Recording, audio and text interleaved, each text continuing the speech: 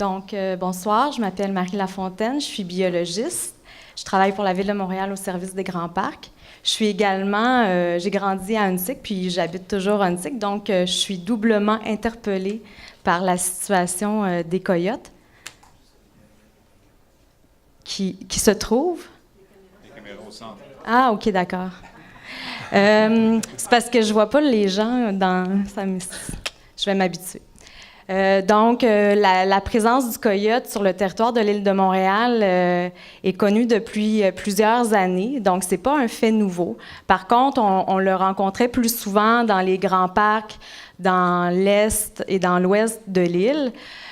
Donc, les observations plus assidues dans les quartiers centraux, c'est quand même c'est nouveau de cette année. Le coyote, on le sait, il s'habitue, il a modifié son mode de vie en milieu urbain. Il est très opportuniste, il se nourrit de rongeurs, de petits mammifères.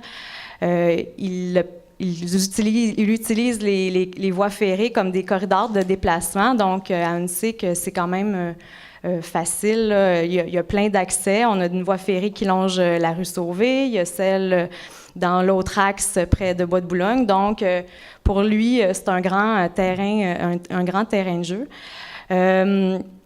Par contre, bon, comme je disais tantôt, on l'a observé plus souvent. À la base, il est quand même craintif de l'humain. On a rapporté plusieurs observations dans les arrondissements d'Huntsic puis de Villeray où son comportement était davantage familier, voire même problématique à certaines occasions. La Ville de Montréal a donc mis en place a pris action. Il y a une première campagne de trapage qui a été lancée au courant du mois d'août dans le parc Frédéric-Bach, l'ancienne carrière Miron. Donc, on a réussi à attraper 12 coyotes à ce moment-là. On a aussi fait une campagne de sensibilisation. Il y a eu des panneaux qui ont été installés dans les parcs locaux. Puis, il y a aussi de l'information qui a été diffusée sur notre site Web. N'en demeure pas moins que, il y a un enjeu de sécurité publique là, qui est préoccupant pour la Ville. Donc, il y a une deuxième campagne qui va être lancée cette semaine, car malgré les 12 coyotes, je ne pense pas que je l'ai mentionné, mais il y a 12 coyotes qui ont été capturés dans le parc Frédéric-Bach. Malgré ces captures-là, il y a quand même eu d'autres observations, d'autres signalements qui ont été rapportés par la suite. Donc, on relance une deuxième campagne de trapage dès cette semaine, toujours au parc Frédéric-Bach, parce que c'est un endroit qui est sécurisé, puis on ne veut pas mener des activités de trapage dans des parcs locaux. Ça ne serait pas sécuritaire pour les gens. Donc, aussi, en plus de ces actions-là, on va poursuivre la sensibilisation pour vraiment sensibiliser les gens à la cohabitation avec le coyote, parce que malgré tout, il va être là pour demeurer, même si on veut réduire la pression par les populations de coyotes dans les quartiers plus résidentiels, il va revenir. Donc, on va continuer la sensibilisation pour des meilleures pratiques.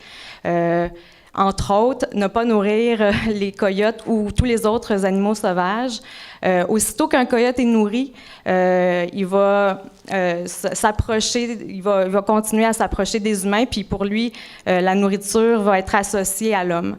Donc, il ne va pas garder son comportement craintif, il va être de plus en plus curieux. Donc, ne jamais nourrir les coyotes, ne pas s'approcher, ne pas les pourchasser quand on en aperçoit un.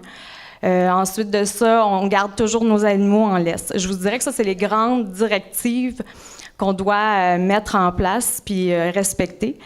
Si jamais vous rencontrez un coyote qui a un comportement plus agressif, faut se montrer grand et plus fort.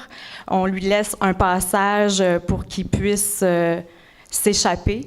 On peut aussi, en dernier recours, lancer des objets, pas sur l'animal, mais à côté pour qu'il puisse le faire fuir. Puis aussi, il y a en cas, en dernier recours, ben il y a toujours, on peut appeler le 911 quand il y a un coyote qui est agressif. Il y a aussi la ligne SOS braconnage pour les signalements. Donc, si vous avez une observation, vous voyez un coyote, vous voulez le signaler, vous pouvez le faire à la ligne SOS braconnage, qui est le ministère de la Faune. Donc, voilà, c'était un bref topo. Je pourrais répondre aux questions. Madame Giroux, est-ce que vous avez une période de questions ou est-ce que ça complète? En fait, on va demander à Mme Lafontaine de rester, si vous voulez bien.